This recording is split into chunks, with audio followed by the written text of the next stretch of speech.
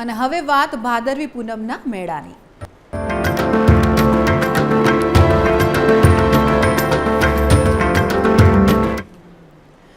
તો આવતીકાલથી ભાદરવી પૂનમનો જે મેળો છે તેનો પ્રારંભ થઈ રહ્યો છે। અંબાજીમાં અત્યારથી જ ભક્તોનું ઘોડાપૂર છે તે જોવા મળ્યું છે। બોલમાળી અંબે જય જય અંબેના નાદ સાથે અત્યારે દર્શનાર્થે મોટી સંખ્યામાં જે ભક્તો છે તે ઉમટી રહ્યા છે। મહત્વપૂર્ણ છે કે ભાદરવી પૂનમના મેળાને લઈને દૂર દૂરથી જ્યારે ભક્તો પગપાળા અંબાજી માતાજીના દર્શન માટે આવતા હોય છે ત્યારે અંબાજી જતા માર્ગો પર બોલમાળી અંબે જય જય અંબેના નારા છે તે સાંભળવા મળી રહ્યા છે અને ધામના દર્શન માટે ભક્તો આગળ વધી રહ્યા છે।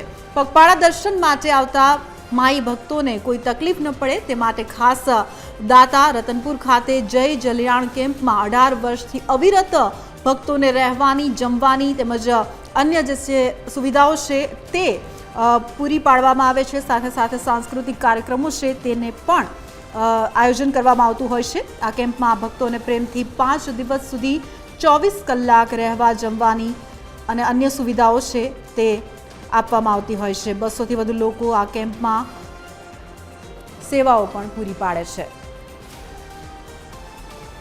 અંબાજી ભાદરવી પૂનમના મહામેળામાં એક પરંપરા થઈ ગઈ છે। લોકો દૂર દૂરથી વર્ષોથી ચાલી અને પદયાત્રા કરીને માં અંબાના દર્શન કરવા માટે જતા હોય છે। એ પદયાત્રિકોની સેવા કરવા માટે વર્ષ 2007 એટલે કે 18મું વર્ષ છે અમારા જય જલિયાણ સેવા કેમ્પની સેવાનું અને આ સેવા કેમ્પનો લાભ પદયાત્રિકો લે છે। આ સેવા કેમ્પમાં અમે 24 કલાક ભોજન પ્રસાદ પીરસીએ છીએ।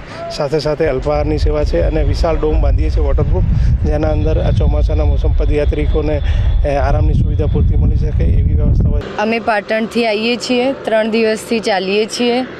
માતાજીની માનતા રાખી હતી ને માએ પૂરી કરી છે તો ચાલતા આવ્યા છીએ અને 3 દિવસથી ચાલીએ છીએ, પણ માતાજીની કૃપા છે કે અમે સરસ ચાલી શકીએ છીએ, કોઈ તકલીફ પડતી નથી। 1 સપ્ટેમ્બરથી 7 સપ્ટેમ્બર સુધી જે ભાદર મેળાનું આયોજન કરવામાં આવે છે, આવતીકાલથી મેળાનું આયોજન ચાલુ કરવામાં આવે છે કે આવતીકાલે જે ભાદર પૂનમના મેળાનું શરૂઆત થાય જ્યારે લઈને વહીવટીતંત્ર દ્વારા સંપૂર્ણ તૈયારી પૂર્ણ કરી દેવા જો કે ત્યારે ગુજરાત પવિત્ર યાત્રાધામ વિકાસ બોર્ડ દ્વારા પર ભાદરવી પૂનમના મહામેળા દરમિયાન પગપાળા આવતા ભક્તો માટે મોટા ડોમ દ્વારા સેવા કેમ્પની શરૂઆત કરે જો કે સરકારના સેવા કેમ્પમાં વીઆઈપી સુવિધા પણ પૂરી પાડવામાં આવી છે। જો કે ભક્તોને આરામ કરવા માટે બેડની વ્યવસ્થા છે, પંખા, કુલર, મોબાઈલ ચાર્જ સ્ટેશન સહિતના ગરમ પાણીની વ્યવસ્થા પણ કરવામાં આવે। જો કે જો ભક્તો ચાલીને આવતા હોય તેમના માટે ગરમ પાણી સહિતની ચીજ વસ્તુ રાખવામાં આવે। જો કે ભક્તો જે ગરમ પાણીમાં પોતાનો થાક પણ ઉતારી શકે અને અહીંયા વિશાળ ડોમમાં ભક્તો પોતાનો આરામ પણ કરી જ્યાં ભક્તો અહીંયાથી ચાલીને આવતા તે ભક્તોને કોઈ તકલીફ ના પડે તે માટે વહીવટીતંત્ર દ્વારા સંપૂર્ણ તૈયારી પૂર્ણ કરી દેવા। જો કે અત્યારે જે ભક્તો પણ આપ જોઈ શકો છો દ્રશ્યોમાં જે ભક્તો ચાલતા હોય છે પોતાનો થાક ઉતારીને અહીંયા